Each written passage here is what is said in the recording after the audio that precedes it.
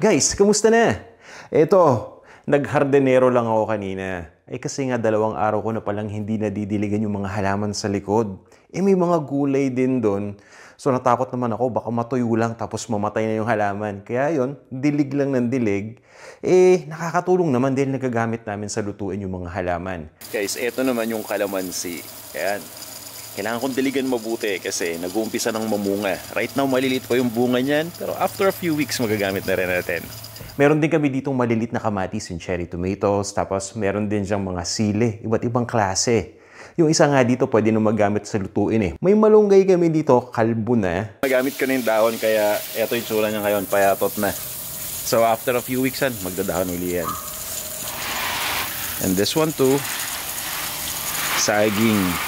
Itong saging guys, hindi ko naasahan na lumaki yan kung mag-ornamental yan right now. At ito pa, meron ako ditong tanlad. Importante itong tanlad sa akin kasi madalas ko itong gamitin sa pagluluto. At yun, dilig-dilig lang all around kahit na mainit. Syempre, mapapagod ka din, di ba, kahit na nagdidilig ka. Syempre, kapag mili ka sa pagkain, laging pagkain ang iniisip mo. Kaya ngayon, magluto naman tayo. Para at least, di ba, makakain na ako. Kasi manananghali na rin naman. Parang may tanghalian na kami dito. Welcome sa Panlasang Pinoy! Para sa ating episode, magluto naman tayo ng ginataang isda. Pero hindi ito yung basta-basta ginataang isda lang ha. Dahil ipiprito pa natin yung isda para mas maging malasa ito at malinamnam. At magdadagdag pa tayo ng maraming gulay para naman mas maging masustansya pa to. Alam nyo, iniisip ko pa lang nagugutom na ako. Huwag na nating patagalin ha. Paki-check na lang yung description ng video para dun sa detalye ng recipe natin. At bago ko makalimutan, sa inyo ng mga hindi pa nagsasubscribe dito sa ating Panlasang Pinoy YouTube channel, paki-hit naman yung subscribe button at paki-enable na rin yung notification para at least ma-notify kayo tuwing may bago tayong video na ina-upload. O tara, umpisahan na natin to. I-prepare muna natin yung isda.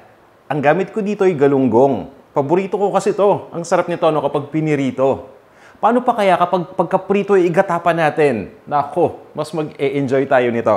At pagdating nga dito sa pag-prepare ng galunggong, usually guys, inaasinan lang natin ito, di ba? Bago iprito. So nasa sa inyo kung saan kayo komportable. Ako kasi, minsan inaasinan ko, minsan naman naglalagay ako ng Maggi Magic Sarap. Itong Magic Sarap kasi nagbibigay din ito ng linamnam dito sa ating piniritong isda. Basta yung tamang dami lang ha. Huwag nyo masyadong dadamihan para nang sa ganun hindi mo overpower yung lasa. So kung mapapansin niyo, naglagay pa ako ng slit dito sa isda. Yan, dyan natin ipapasok yung ating seasoning.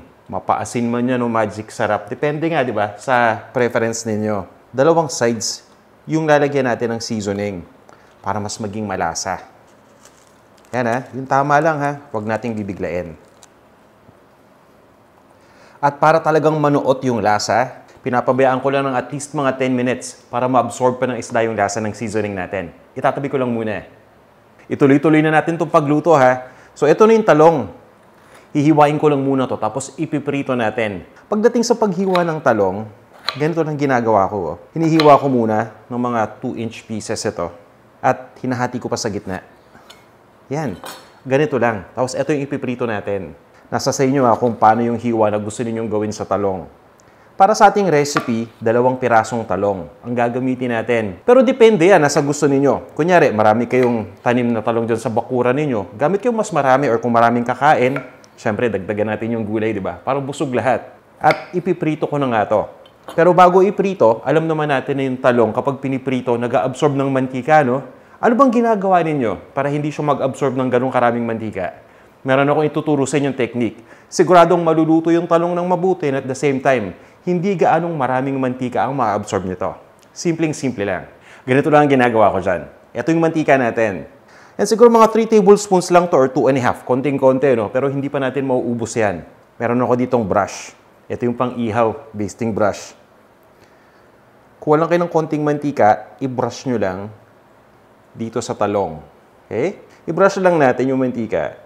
Ang maganda pa nito, habang binabrush natin ng mantika yung talong, mapiprevent pa natin ito na mag-oxidize. Kasi di ba, yung talong kapag hiniwa natin tapos pinabayaan nyo lang sa open air, makikita ninyo nagbabrown.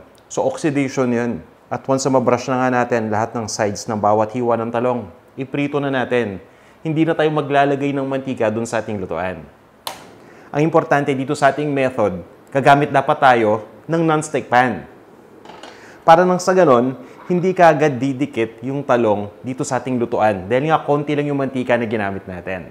Basta ha, dapat importante na painitin muna natin mabuti itong wok o yung pan na gamit ninyo bago natin ilagay yung talong.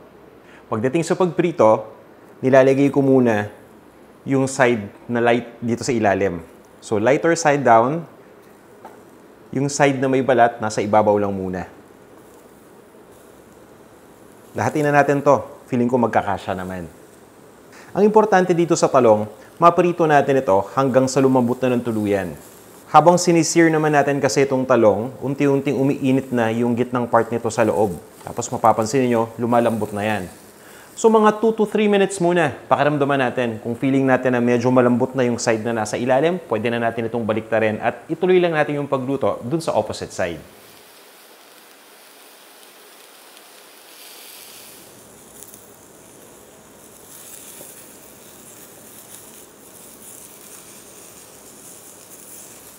Ayan, di ba? Ang ganda ng pagkakachar ng talong. Kung ayaw naman ninyo na medyo mangitim yung talong na katulad nito, dadamihan ninyo yung mantika ngayon yan. Ang magiging impact naman nun, kapag nagdagdag pa tayo ng mantika dito, ma-absorb lang ng talong yung mantika na dinagdag natin. So, mas marami yung magagamit nating mantika overall. Dahil i-absorb lang lahat yan ng talong. And at this point, okay na tong talong natin. Tatanggalin ko lang. Malalaman nyo na okay na yan kapag pinindot ninyo at malambot na. Ibig sabihin, ready na to. So, itatabi ko muna tong talong. And next, magdadagdag lang ako ng mantika dito. Dahil saktong-sakto na yung time para dun sa isda, no? Na-absorb nyo yung flavor ng seasoning natin. Iprito na natin ngayon yung isda.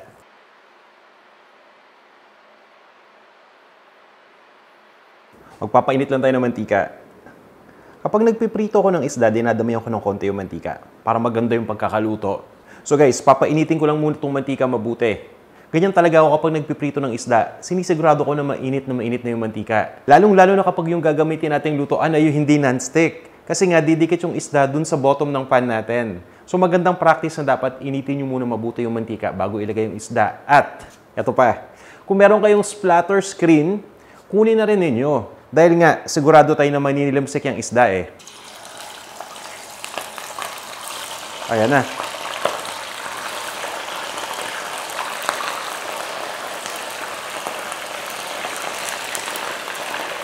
Lagyan natin kaagad ng splatter screen para mabawasan yung tilamsik ng mantika.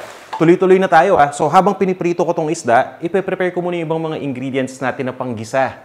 Tinabi ko lang muna yung isda doon habang piniprito. Para nang sa ganun, ma-prepare na natin yung mga igigisa nating gulay. Meron ako ditong luya. Importante ang luya para sa akin, lalong-lalo na kung may isda tayong niluluto. Nakakatulong kasi ito syempre na magpalasa, unang-una at pangalawa, nakakatulong din ito para mag-reduce ng lansa. Isa pang way pala dito sa pagbalat, pwede rin kayong gumamit ng kutsilyo, yung dull part, hindi yung matulis hindi yung matalas. Isi-scrape lang ninyo ng ganyan. Ayan o, diba? So, pwede rin ninyong gawin yan. At once na mabalatan na itong luya, hinihiwa ko lang ito ng manipis, pahaba. Kumbaga, matchstick pieces ang ating gagawin dito. Pag sinabing matchstick pieces, alam nyo, yung manipis na manipis, tapos pahaba. Or pwede rin ninyong durugin na lang yung luya, i-crush nyo lang. So, nasa sa inyo. Ayan, diba? So, hiwain lang natin ito. Horizontally. Saka natin ito, hihiwain ng pahaba, na manipis din. Yan, ganyan lang. Para nang sa ganun, kapag ginigisa na natin itong luya, yung flavors lalabas kagad. Kung gusto ninyong hiwain pa ito ng mas maliit, nasa sa inyo eh. Okay lang yon. Pero para sa akin, sakto na itong ganito. Next naman itong sibuyas. Ang gamit ko ay purple onion. Pwede kayong gumamit ng kahit anong kulay na sibuyas. At pagdating nga sa hiwa ng sibuyas, syempre, doon lang tayo sa pinakamadali. Ang gusto kong gawing hiwa dito yung manipis lang. Kaya kung medyo may kalakihan yung gamit ninyong sibuyas, I suggest na hatiin nyo pa yan horizontally. Para kapag hiniwa natin, mamaya, medyo may kanipisan na yung mga magagawa natin. Yung tipong ganito. Ayos na yan.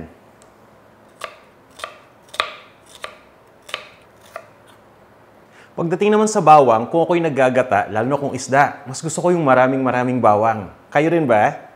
Well, itong bawang, kinakrush ko lang to, tapos i-chop lang natin. Pero kahit hindi nyo na i-chop, okay lang eh. Pero for this recipe, i-chop lang natin ang bahagya. Yan tapos sinachop ko lang. Hindi naman kailangan yung maliit na maliit. Kahit yung ganitong hiwa lang, okay na. Yan, okay na to. Guys, at this point, ready na yung mga aromatics natin, ha? Nahiwa na natin yan. Ngayon naman yung gulay. Meron ako ditong bok choy. Baby bok choy ito. Pwede kayong gumamit ng pechay. Nahugasan ko na itong bok choy. Yan, tinatanggal ko lang yung dulo. Hinihiwa ko lang yung dulo. Itabi lang natin to. At isa pa, meron din akong malunggay. So yan. Nilalagay ko to dito sa isang resealable bag. Tapos naglalagay ako ng paper towel sa loob. Para nang sa ganun yung paper towel mag-absorb ng moisture. Kaya nga mas matagal natin na nasustore yung dahon ng malunggay sa loob ng refrigerator kapag ginagawa ko yung ganitong method. So, etong malunggay na to, ito yung kanina dun sa labas, kaya wala ng dahon. Nandito na lahat ng dahon yan. Gagamitin din natin ito mamaya. O, i-check ko ng isda. Baka masunog na eh. So guys, kapag nagbabaliktad tayo ng isda, layo tayo ng konti Dahil malaki pa rin ang chance na manilamsik ito. Dahil yung taas na part ng isda, yung binabaliktad natin ngayon, mamasa-masa pa yan, diba? So, kumbaga, moist pa. So, itutuloy ko lang yung pagprito dito hanggang sa mag-brown na rin yung ilalim na part. Para dun sa mga bago pa lang na nagluluto, I'm sure may mga tanong kayo pagdating sa pagprito. At isa nga dun sa mga karaniwang tanong na nakukuha ko paano daw malaman kung okay na ba yung isda kapag piniprito? Actually guys, ang indicator natin dyan ay yung mantika. Napapansin niyo kanina, di ba? Tilamsik ng tilamsik kasi nga moist pa, no? Ngayon tumitilamsik pa rin, okay lang yan, natural. Pero the thing is, tingnan niyo yung paligid. Diba? Kalmado pa rin yan kahit na tumitilamsik. Hindi kasi natin maiwasan yung pagtilamsik niyan Ibig sabihin yan guys, nag-brown na yung ilalim ng isda. Pero hindi naman ibig sabihin na mawawala yung tilamsik Maninilamsik pa rin yan. Pero ang importante, alam niyo na, uy, tumilamsik. So, balik-balik ta rin lang natin. At eto nga pala yung gusto kong kulay dito sa piniritong galunggong. Yung tipong ganyan. At kung yung galunggong ko nga yung maliliit, naku, piniprito ko pa yan, sinasadya kong lutungan. Para pati yung ulo, pwede nyong kainin. Naku, sarap na. Tapos may bagong isda at saka kanin. Solve na ako doon. Anyway guys, okay na tong isda natin. So, turn off ko lang muna yung apoy. At tanggalin na natin yan dito. Itatabi ko lang muna. So, eto pa lang okay na no? Nakita ninyo, di ba? Kaya natin nilalagyan ng incision kahit na galunggong yan. Nakakatulong pa rin yung incision na yan para mas maging malutong yung isda and at the same time, kumapit nga yung nilagay natin na pampalasa. So, itatabi ko muna to. At pagdating naman dito sa pinagprituhan natin ng mantika, ginagamit ko pa to ng hanggang 2 beses. Yung pangalawang beses, i-filter out ko muna yan. Meron akong lalagyan dito na may filter. So, yan, na-filter nyo yung mga pinaglalagay ng mantika. Tapos, ilalagay ko lang to dito at ipampiprito ko pa to sa isda uli. Para malinaw, hindi natin pwedeng iprito yung pinagprituhan ng isda sa karne. Pero yung karne, kapag nagprito tayo ng chicken or ng pork, pwede natin gamitin yun sa pagprito ng isda. O guys, tara, mag-isa na tayo. Pinainit ko lang tong mantika, mga around 3 tablespoons ito nung pinagprituhan natin ng isda. At igigisa ko na kagad dito yung luya. Unahin natin yung luya this time. Ulitin ko lang para sa akin, importante itong luya kasi nga nakakatulong to para magpabango, magpalasa, and at the same time mag-reduce ng langsa dito sa ating niluluto. After mga 15 seconds, ilagay nyo na yung bawang. Itong bawang, iba-brown ko lang ng konti. Yan pag nagigisa tayo, dapat lagi naka-high heat. So, saglit lang, makikita ninyo nagba-brown na yung luya kasi yun yung una nating nilagay. So, ayos lang yan. Then, ilalagay ko na yung sibuyas. Yan. Pinapalambot ko lang muna tong sibuyas. So, pag ganito na yung itsura, ibig sabihin okay na to. Kunin na natin yung gata. Best pa rin dito, syempre, ang sariwang gata. Kakanggata man yan o pangalawang piga, walang problema. Pero since wala akong makuha na sariwang gata dito sa location ko, eto, delata tayo muna. Pero okay na okay rin naman to.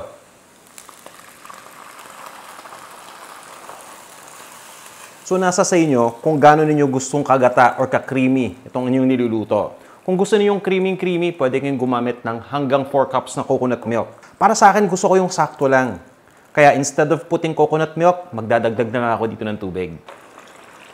Ayan guys, tubig na yung nilagay ko. Papabayaan ko lang muna na kumulo tong gata. Tinatakpan ko lang yan para matrap yung init sa loob para mas mabilis itong kumulo. At naka-high heat setting tayo Once na kumulo na, ina-adjust ko lang yung heat. Nilalagay ko sa lowest setting. So right now, nasa lowest setting yan. Haluin lang natin. So tatakpan ko yan maya-maya tapos lutuin lang natin between 2 to 3 minutes. Pero maglalagay lang muna tayo ng suka bago natin gawin yan. Para nang sa ganun, yung lasa ng aromatics, ito yung luya, sibuyas at bawang na ginisa natin, kakapit lahat dito sa gata para mas maging malasa. So speaking of suka, meron ako ditong suka, ilalagay ko na. Pagkalagay ng suka, huwag nyo munang hahaluin. Kaya nga may 3 minutes tayo, no? So takpan lang muna natin yan. I-simmer lang natin for around 3 minutes ito. Tapos, ilagay na natin yung isda pagkatapos. So, at this point, okay na to Napakapit na natin yung flavors ng mga aromatics dito sa gata. Ang ginagawa ko dito, bago ilagay yung isda at yung mga gulay, tinitimplahan ko na kagad. Para pagkalagay ng isda, hindi na tayo halo ng halo. Baka kasi magkalasag-luso pa yung isda, di ba, kapag hinalo natin. So, naglalagay lang ako dyan ng patis. Pwede natin itong i-adjust later on. At meron din tayong ground black pepper dito.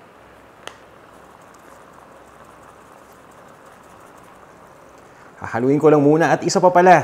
Kanina kasi nagdilig ako, di ba? Napansin ko may bunga na yung sili. Yung isa nga pula na, hindi ko na magamit Tatanim ko na lang yon. So eto, banana pepper to. Ihalo na natin. Iba talaga kapag may sili yung ginataan. Tapos yung gagamitin yung sili, syempre depende yan dun sa heat tolerance ninyo. Kung gusto talaga ninyo ng maanghang na ginataan, I suggest gamit kayo ng siling labuyo o ng Thai chili pepper. Kung gusto niyo yung mga mild varieties, gamit na kayo ng banana pepper. Okay na okay yan. May mga mild varieties naman kasi. At this point, ilagay na rin natin itong ating crispy na fried galunggong. 5 lang yung pinirito ko dahil nga para dito yan sa ginataan. Pero kung gusto ninyong ma-enjoy yung ginataan along with some crispy fried galunggong, I suggest damihan nyo na. Doblihin nyo siguro yung dami ng isda. Yung kalahati ipang gata natin. Yung kalahati iprito ninyo lang. Tapos i-enjoy ninyo na fried galunggong. Sarap rin, diba? Habang niluluto natin itong galunggong dito sa gata, syempre mawawala na yung crispiness niyan. Pero yung flavor naman nitong ating piniritong isda, kakapit na rin dito sa gata. Kaya nga kapag tinikman na ninyo itong ating ginataang isda, sobrang lasa talaga nito. Dahil nga iba't ibang mga ingredients yung ginamit natin, mas pinalasa pa natin at mas pinalinamnam pa.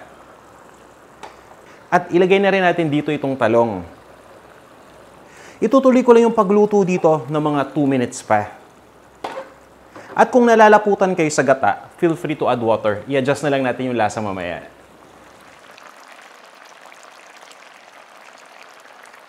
At this point, ilalagay ko na yung mga gulay. So, ito na yung baby bok choy. At pwede kayong gumamit ng pechay dito, Ilalagay ko lang yan dyan sa ibabaw muna.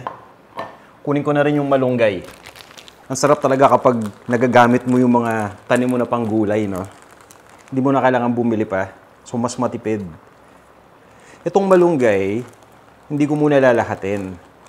Kasi yung iba, gagamitin ko mamaya. May iluluto pa akong isang special na chicken dish na budget-friendly. Kaya abangan nyo yung recipe na yan, Siyempre, gagamit din tayo ng malunggay dyan. So, once na malagyan na natin itong mga gulay, sa spread out ko lang muna. Tatakpan ko lang muna yung lutuan natin. At papabayaan ko lang na maluto sandali yung mga gulay. Mga 1 minute lang, or 1.5 minutes siguro maximum. Pabayaan lang natin yan na ma-simmer dito na nakatakip.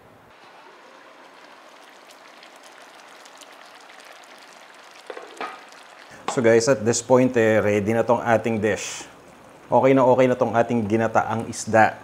At isa pa pala sa mga ipo-point out ko sa inyo, dun sa pagprito ng isda, tinan niyo bukod sa lasa, kasi I'm pretty sure yung lasa nito, sobrang lasa. Pero yung texture niya, ayan madali nating makuha yung isda compared dun sa hindi pinirito. Kasi kapag hindi natin prinito, may tendency yung isda right now na mag-breakdown na. Diba? So right now, at least nakikita nyo buo, kinukuha natin. So for now, lilipad ko lang to sa isang serving plate. Tapos, iserve na natin with rice.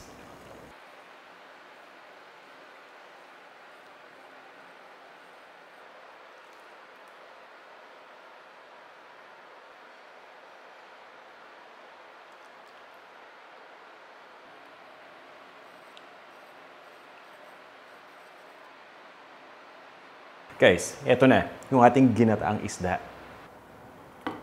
Tikman na natin. Buong-buo talaga yung fish kapag piniprito. Yung isda lang muna, tapos may konting rice. I love the texture. At yung lasang sarap. Malinam na siya. Samahan natin ng gulay.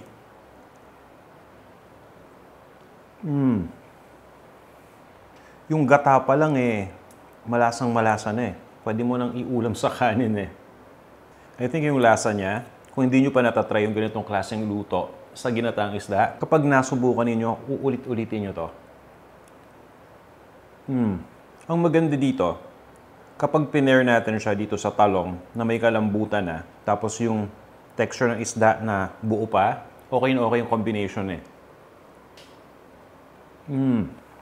Samahan pa natin ng malinamnam na gata. Ito pa lang itong gata pa lang na to, along with the veggies, okay na Kung nakatulong sa inyo itong ating recipe, pakishare naman at pakilike itong ating video para nang sa ganun mas marami pang matuto. Maraming salamat sa inyong lahat sa walang sawa ninyong pagtangkilik sa panlasang Pinoy. Pagkita-kita tayo sa ating susunod na video Tara, kain tayo!